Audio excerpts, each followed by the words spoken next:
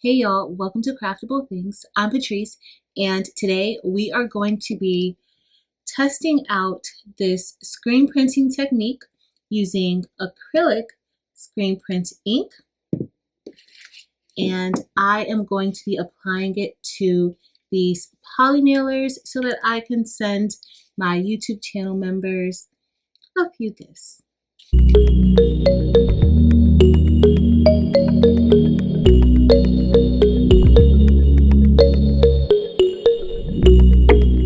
Alright y'all, so I guess we're skipping all the pleasantries and we are going to remove this from our Cricut Explore 3 and make sure that you mirror your cut. You want to make sure that you mirror your cut when you are doing screen printing and applying it to your screen print and mesh board.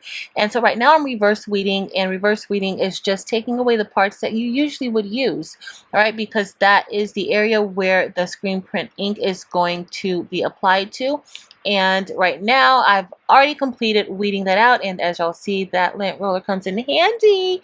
And so now we are just going to apply the transfer tape so that we can get ready to transfer this over to our mesh, our screen printing board. Right, so make sure that you scrape both sides so that way it's easy for you to remove the backing away, and make sure everything is transferred over to that transfer tape. All right, so I can't stress that enough.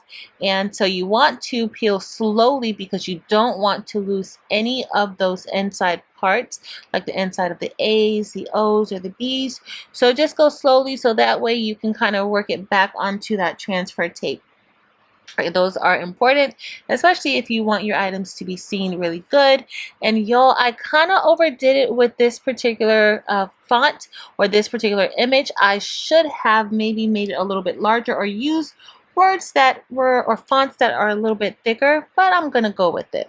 All right, and so you want to apply your stencil or your vinyl to the back of the board, and I did use Oracle 651. I forgot to mention that earlier, but I use Oracle 651 and this works great for me. So right now I'm just going to go ahead and kind of just scrape it on the mesh. Be careful, you don't want to rip your mesh, but you do want it to stick nicely to that board because you don't want it to come off while you are applying your screen print ink. Right, so everything came off fine, as y'all see, and right now I am going to tape around that image with some painter's tape, and I should have made my boundary box a little bit bigger, but it's okay. So I'm just gonna tape the painter's tape a little close to the edge and where those letters end. You don't want any ink to get under that area. Okay, so I'm just gonna tape away, make sure it's protected, and now I'm all done taping. And I'm not taping the entire board because I plan on trying to be careful. And we have our scraping tool. We are using Speedball Acrylic Screen Printing Paint, not the same paint that you would use for applying fabric. All right, so now we are going to get started. I put a little butcher paper down because I don't want that on my desk, and we are going to get ready to apply this. I should have had something a little more stationary, but this is the first time I'm doing it, and I just decided to try this kind of last minute, so we're gonna see how this works. All right, so we are, oh, it's kind of hard to get it aligned. I should have used the white opaque-ish masking tape instead of the blue, but since we're here, I'm just gonna go for it because you can't really see underneath that blue.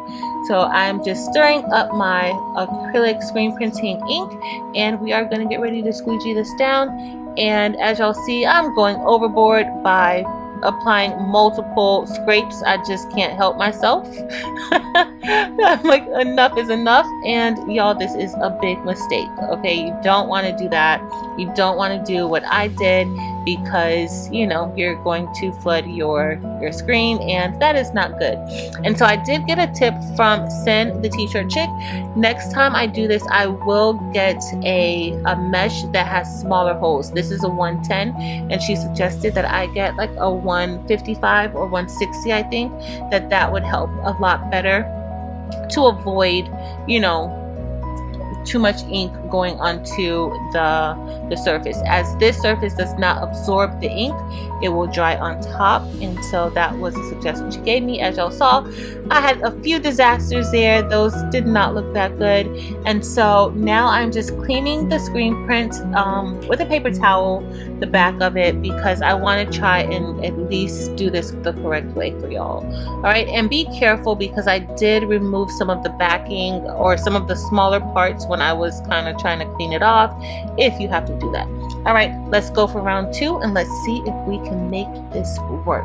And now I'm going to only apply one scrape. I am not going to do multiple scrapes, and let's see how this goes. Uh-oh, the big reveal. And y'all, why did I do that from the beginning? That looked amazing.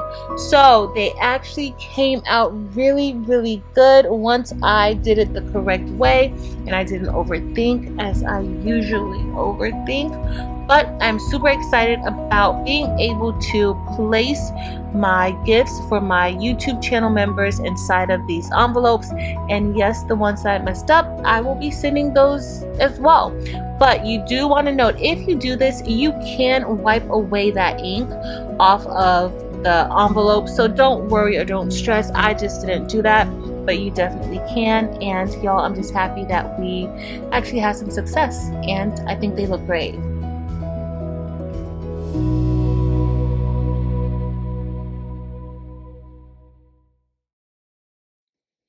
All right, y'all, so we are all done, and how do y'all think that went? I think it went okay. Once I calmed down and I just let the process work, I was able to get some nice presses. So when I was overdoing it, this is what we got.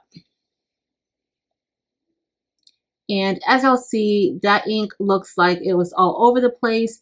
And honestly, I think I tried to have too many small cuts, or the letters were small. Like, yeah, I probably should not have did that. So that's what we ended up with. We ended up with some that were a blob of a mess, right? But when we got it right, we had amazing presses, right? So here are a few of the presses that came out beautifully. We had this one.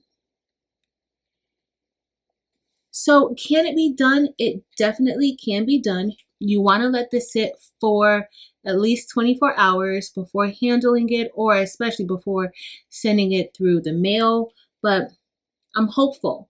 And so in the future, I may consider doing another print, but a little bit, maybe a symbol, maybe something a little bit larger letters.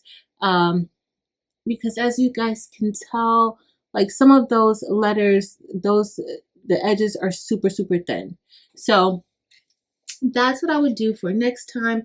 But I'm actually very impressed, and I'm excited about doing more of these. And yeah, so these are really good if you are on a budget.